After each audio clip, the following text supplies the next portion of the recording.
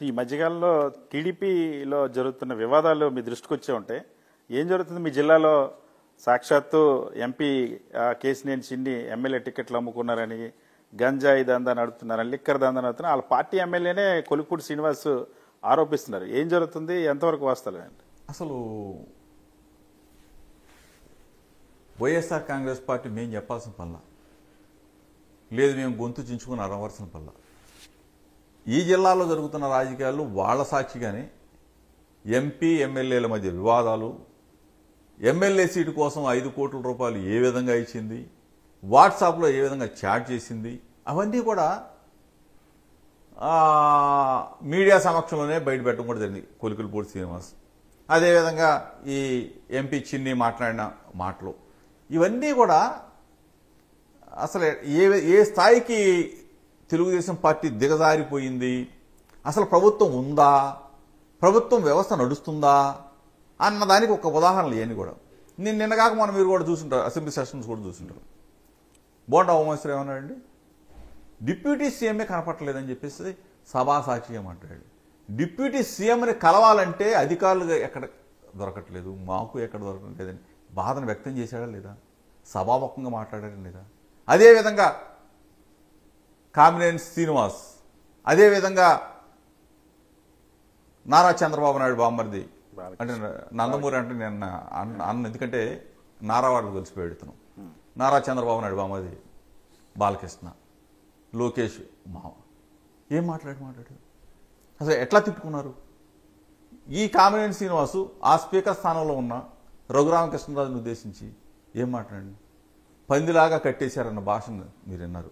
అదేవిధంగా ఈ బాలకృష్ణ అనే వ్యక్తి కామినేని శ్రీనివాసుని ఒక పక్కనేమో సినిమా పరిశ్రమని, ఒక పక్కన మెగాస్టార్ చిరంజీవి గారిని సైతం, మెగాస్టార్ చిరంజీవి గారండి డిప్యూటీ సీఎం పవన్ కళ్యాణ్ రక్త సంబంధికుడు స్వయాన అన్నయ్య, ఎమ్మెల్సీ నాగబాబు స్వయాన అన్నయ్య, ఒక తల్లి రక్తం పంచుకు పుట్టిన పిల్లలు.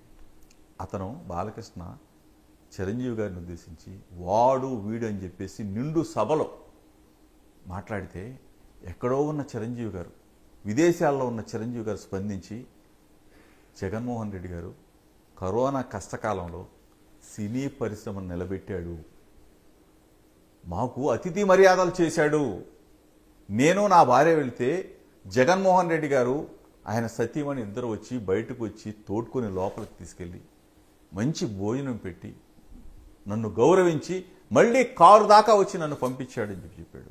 మళ్ళీ నేను డెలిగేషన్తో వెళ్తే కరోనా కష్టకాలంలో సినీ పరిశ్రమ కష్టాలను తీర్చాడు, ఆదుకున్నాడని చెప్పాడు. జగన్మోహన్ రెడ్డి గారి విలువలని విశ్వసనీయతను పెంచింది ఎవరండి? అవును, అందరూ బాలకృష్ణని తిడుతుంటే మీరేంటి బాలకృష్ణకి కామినేనికి థ్యాంక్స్ చెప్తున్నారు? ఎందుకంటే కామినేని శ్రీనివాస్కి నేను థ్యాంక్స్ చెప్పాలా, బాలకృష్ణని నీకు సన్మానం చేయాలి. ఎందుకంటే మేము చెప్పేది కాదు, మా విలువని, మా లీడర్ జగన్మోహన్ రెడ్డి గారి విలువని విశ్వసనీయతని ఆకాశానికి చాటి చెప్పాడు మెగాస్టార్ చిరంజీవి గారు. అంటే జగన్మోహన్ రెడ్డి గారి గొప్పతనాన్ని, అతిథి మర్యాదల్ని, గౌరవాన్ని జగన్మోహన్ రెడ్డి గారు ఎట్లా చూస్తాడు, ప్రేమిస్తాడు, మంచిగా ఏ విధంగా ఆప్యాయంగా మమ్మల్ని ఆదరించాడన్న మాటని మెగాస్టార్ చిరంజీవి గారు ఒప్పుకున్నారు. దేశం మొత్తం చూసింది.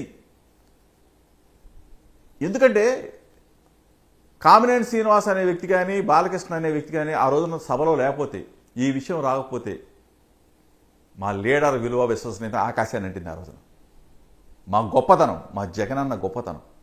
నిజంగా ఈ రోజున నిజంగా మనసు విప్పి చెప్తా ఉన్నా.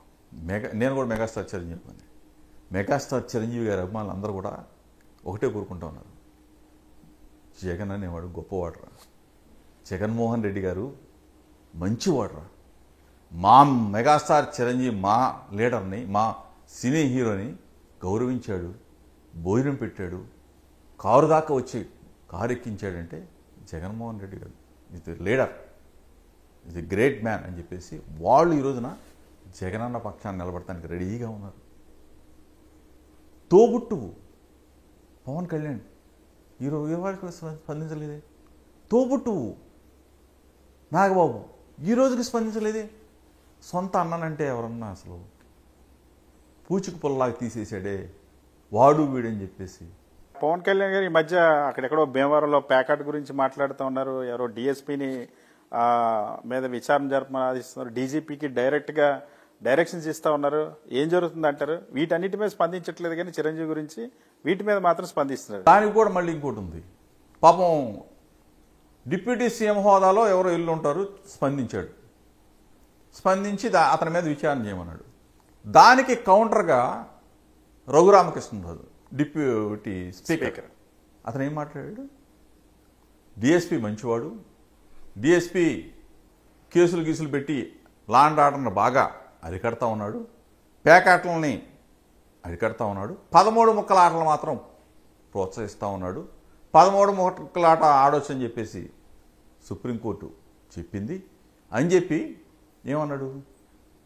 పవన్ కళ్యాణ్ గారు తన శాఖలు కాకుండా ఇతర శాఖలు కూడా మీద కూడా వారు దృష్టి పెడుతున్నందుకు చాలా చాలా చాలా సంతోషంగా ఉంది అని చెప్పేసి వెటకారమైన భాషలో మాట్లాడాడు. మరి పవన్ కళ్యాణ్ గారికి అర్థమైందో లేదో నాకైతే తెలియదు. అంటే నీ శాఖలకు నువ్వు పరిమితం అవు, నీ శాఖలు నువ్వు చూసుకో, మిగిలిన శాఖల జోలికి నీకు ఎందుకురా బాబు అని చెప్పి మాట్లాడిన భాషని ఈ ప్రభుత్వంలో ఏం జరుగుతుందో ఒక్కసారి ప్రజలు గమనిస్తూ ఉన్నారు. ప్రభుత్వం అసలు పరిపాలన ఉందా? ఒకడి మీద ఒకటి తిట్టుకోవటం, ఒకడి మీద ఒకటి ఆరోపణ చేసుకోవటం. నువ్వు అంత తీసుకున్నావంటే ఎమ్మెల్యే సీటుకి నువ్వెంత తీసుకున్నావంటే నువ్వెంత తీసుకున్నావు, నువ్వు ఎగ్జిబిషన్ సొసైటీకి ఎంత దూసుకున్నావంటే నువ్వెంత దూసుకున్నావు. అసలు ప్రభుత్వం నడుస్తూ ఉందా, ప్రభుత్వంలో పనితీరు ఉందా అనేది ప్రజలు ప్రశ్నార్థకం. ఈరోజున గవర్నెన్స్ లేదు, మొత్తం పోయింది. లా అండ్ ఆర్డర్ లేదు. ఎక్కడ పడితే అక్కడ చిన్నపిల్లల మీద, ఎక్కడ పడితే అక్కడ దొంగతనాలు, రేపులు, కంట్రోల్ లేదు. వ్యవస్థ అంతా పాడిపోయింది. ఎక్కడంటే వైఎస్ఆర్ కాంగ్రెస్ పార్టీని మాత్రం target target target, red book red book red book, red book కూడా ఫైర్ పుట్టిస్తాం. ఫైర్ సమస్య. సో ఇక ఫైనల్గా జోగి రమేష్ని ఎలాగైనా అరెస్ట్ చేసి తీరుతాం, చంద్రబాబు నాయుడు గారి ఇంటి మీదకి వచ్చారు కాబట్టి జోగి రమేష్ని అరెస్ట్ చేసి తీరుతాం అని వాళ్ళు డిసైడ్ అయిపోయినట్టున్నారు. స్టేట్మెంట్లు కూడా ఇస్తున్నారు, మంత్రులు చెప్తున్నారు, ఎమ్మెల్యేలు చెప్తున్నారు, చిన్న చిన్నవాళ్ళు కూడా చెప్తున్నారు. ఏం జరిగినా జోగి రమేష్ రెడీ అయినా సిద్ధమేనా? దమ్ముగా చెప్తా ఉన్నా, ధైర్యంగా చెప్తా ఉన్నా, ఏ తప్పు చేయలేదు, నీతిగా నిజాయితీగా బతుకుతా ఉన్నా, నా భార్య బిడ్డల సాక్షి చెప్పా ఎక్కడికైనా వస్తానని. అయినా సరే నన్ను అరెస్ట్ చేయాలని చెప్పేసి కుతూహలపడేవాడు.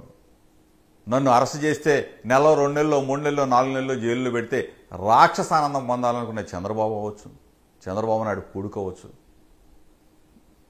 మీరు క్షణికమైన ఆనందం పొందొచ్చాం కానీ శాశ్వతంగా ప్రజా తీర్పు రేపు కోరబోతాము. తప్పనిసరిగా ప్రజలు మీకు గుణపాఠం చెప్తారు. మీకు కుటుంబాలు ఉన్నాయి, పైన దేవుడు ఉన్నాడు. అన్యాయంగా అక్రమంగా జోగి రమేష్ని ఈ కేసులో కానీ ఇరికిస్తే న్యాయం ఉంది. సిద్ధంగా ఉన్నా, దేనికైనా ready. Thank you so much sir. ఇది ఇవాల్టి స్ట్రైట్ టాక్.